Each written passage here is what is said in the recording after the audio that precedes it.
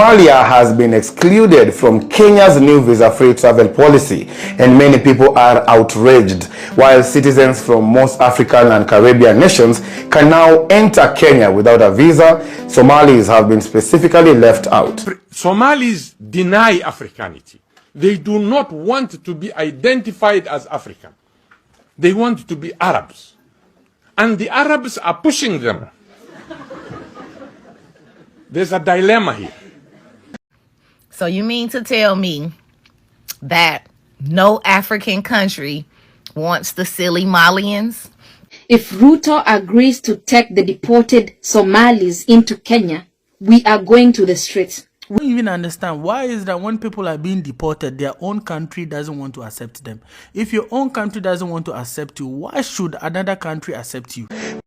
So you mean to tell me that no African country wants the silly Malians?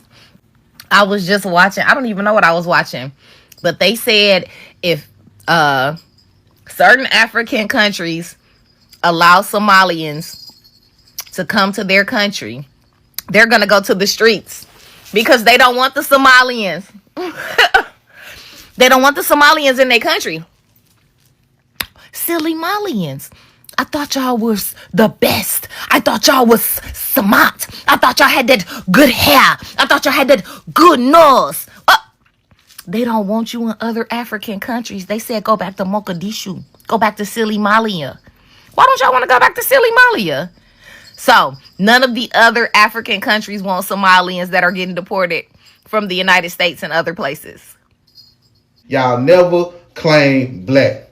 Y'all don't even want to say y'all African. Get what I'm saying? Y'all don't want to be claimed with Africa. Only thing y'all want to be connected to is the Arabs. And that's wild to me. But all of a sudden, y'all want to be called black. And it's funny. And reason why I know that Somalians don't want to be referred to as dark melanated people, even though Somalians are dark too. That's the funny part. If President John Mahama agree to take these deported Somalians into Ghana, we are also going to go to the streets, of course. I agree with you, my sister. And you know, sometimes I say that you need to live the African experience to understand certain things. Now we hear what is happening in Minnesota. And we are not even saying that Trump is right or wrong. That is not what some of us are even talking about. But we are thinking, or we are watching how you are coming online and trolling Black Americans and trolling and making fun of whatever is happening. And you have some Africans supporting you to do whatever you are doing. Now they are deporting you. Now they are tracing your IP addresses because you said Minnesota was promised to you 3,000 years ago. We come online to do live streams and we tell you to stop. Because if you don't stop, it will affect you and it will affect a lot of Africans. Now it is even affecting Ethiopians. How dare you go to somebody's country? You have some of these diasporans supporting you. At the end of the day, these people are Black Americans. They will not be deported. You will be deported. So to those of you giving these people the energy and the engine to keep doing whatever they are doing, you see that they are supporting them. So do you think you are helping them or you are destroying them? And I don't even understand why is that when people are being deported, their own country doesn't want to accept them. If your own country doesn't want to accept you, why should another country accept you? President John Mahama, share no one yes I mistake we. Somebody who will come to my platform and call me a monkey. I guess I'm a nice monkey then. You see, they are deporting you. And now they are looking for African countries to actually really accept you. I am not saying that all Somalis, I am not saying that all the communities are doing it. But what you are doing on this app and what you are doing on this internet, you even say you don't need our help. So which means we cannot even speak. But at the end of the day, when they deport you, you are coming to our countries. This is not acceptable. If you are Somali and then you are listening. And I know they will come to this video in the comment with their shenanigans. You understand? So if you're a Ghanaian, please listen. Be careful. Let's keep watching and let's keep talking. If they don't know, because I've stopped, I'm not even going live about Somalians again because they will come and insult me. They will come and call me monkey. They will come and call me weak. You see, and this is what I say. You are only tough online, but when the law catches with you, then you will know where you are going to be. You are here calling people Jarel, and it is affecting almost all the Africans. And some of us, the sensible ones, when we are talking, you come and insult us. But I don't blame you. You have some black Americans, you have some Caribbean people who support you. We are all Africans. At the end of the day, you are going to be deported, and we are going to feel the heat. You understand what I'm saying? A word to a white is enough. Right now, Somali communities across multiple regions are experiencing harsh reality. Deportations are increasing, visas are being denied, refugee systems are pulling back. And when calls for help are going out, the silence is loud. This isn't happening in one country, it is happening globally. It's not one policy, it's not one political party. This is a global shift. Western countries are tightening immigration rules. African countries are enforcing capacity limits. Middle Eastern states are prioritizing citizens over migrants. And suddenly, people who believed they always had a backup, they actually don't. They need to get deported to Somalia, Mogadishu, where they want to be. Ruto, you are warned. Do not try that at home. We will go to the streets. It is funny how the world has perfect vision when we make a mistake, but goes blind when we offer a hand. Why is our assistance always invisible? You see, they call us hostile. They call us tribal. But open your history books. Go back to 1935, when the Italian fascists wanted to crush Ethiopia, the last free nation on the continent. Who did they try to send to the front lines? Us. They put guns in Somali hands and said, go, kill your neighbors. And what did we do? Many of our forefathers said no. They were executed for refusing to be the foreigner's weapon against their own neighbors. And in return, Ethiopia invaded us when American masters gave them the green light.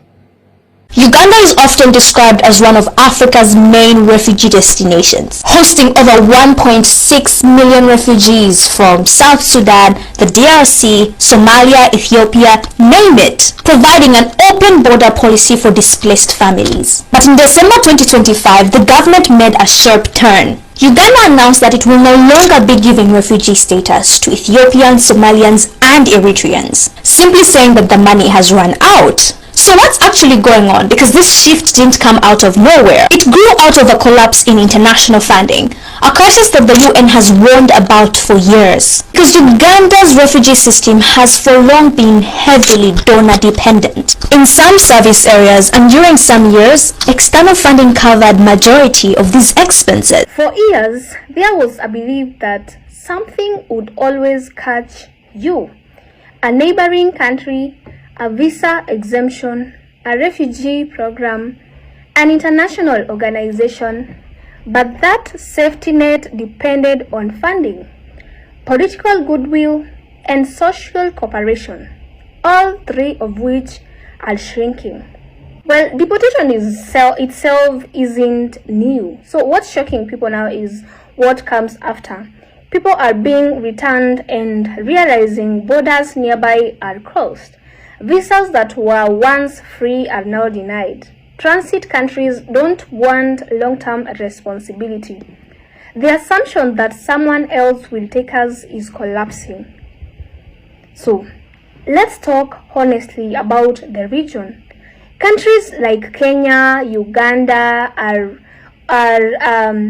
the highest number of refugees. And now they are under immense pressure. They are dealing with high unemployment, rising living costs, reduced international aid. When governments say they can't accommodate more people, that's not hate. That's math.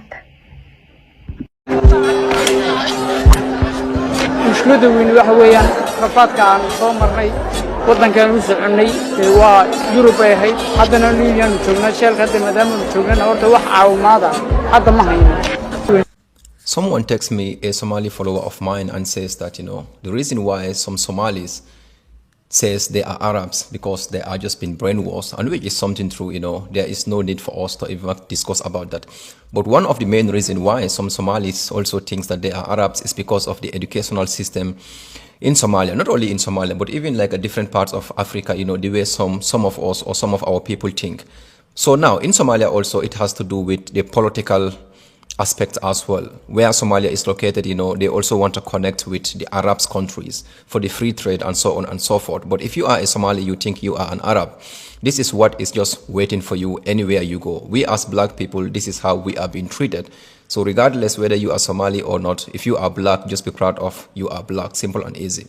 Usually, refugees systems don't survive on empathy.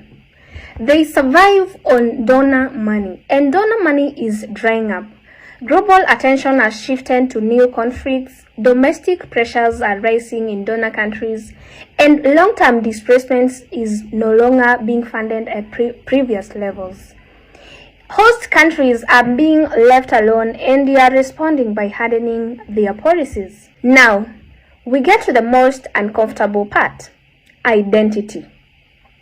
For years, Voices loudly rejected Black identity, rejected African identity, and claimed Arab identity instead.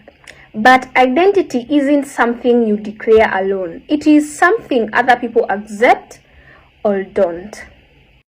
Somalis. What's going on with my Somali people? Now, when y'all start calling yourselves black? When did that happen? When? I'm seeing videos of Somalians saying they're black. That's what I'm seeing now. Now, of all these years that I've been watching y'all on videos, then bumped into y'all in real life out here in Dallas, y'all never claim black. Y'all don't even want to say y'all African. Get what I'm saying? Y'all don't want to be claimed with Africa. Only thing y'all want to be connected to is the Arabs. And that's wild to me. But all of a sudden, y'all want to be called black. And it's funny. And reason why I know that Somalians don't want to be referred to as dark melanated people, even though Somalians are dark too. That's the funny part. Here is the consequence people didn't expect. Arab countries don't automatically accept them. African countries are saying you denied our identity. Black communities are saying you rejected us. So when help is needed, the response is fragmented. Not because of cruelty, but because relationships were never built. Governments don't just look at paperwork, they look at public mood. Online behavior shapes perception, perception shapes politics, and politics shapes policy. When a community is viewed as dismissive, hostile, or disconnected, fairly or unfairly, political support evaporates. Give us the RTP. Give you RTP. God, so who must give you? You must go to your country and tell your government to give you. Yeah, you must go to your country and tell your government to give you. Why you take me the government? Two Somalian-born U.S. citizens were arrested at the airport in Minneapolis, Minnesota, as they attempted to go through TSA with suitcases full of cash. In their suitcases, they had close to $15,000. Each of them had international flights. We now know through whistleblowers that work for TSA that for years, Somalian men would show up in pairs about twice a week with suitcases full of cash. Their money would go through TSA. It would be tagged, then it would be approved, and they would go on their way, sending millions, perhaps billions of dollars to Somalia. The whistleblower that I spoke to said he had seen over $750,000 worth of cash. Another whistleblower said she'd seen close to $1 million. And for some reason, the TSA agents, the people who worked at the airport, would just allow this money to go on. We now know that all this money being sent to Somalia is American taxpayer dollars. No one did anything to stop it. No one even reported it. I guarantee you government leaders knew about this. I guarantee you higher-ups in the airport knew about this, and they were probably getting a little piece of the pie. But thankfully, we are on to this. The gig is over, and HSI did arrest these two Somalian-born U.S. citizens with suitcases full of cash heading to Somalia. Let me know your thoughts. So let's talk about the cost of isolation. So the data of isolation. So if you distance yourself from Africans, you reject black identity, and you are not accepted by Arabs, you stand alone. And standing alone in a tightening world is the worst position possible. And let's be clear here, this is not about blame.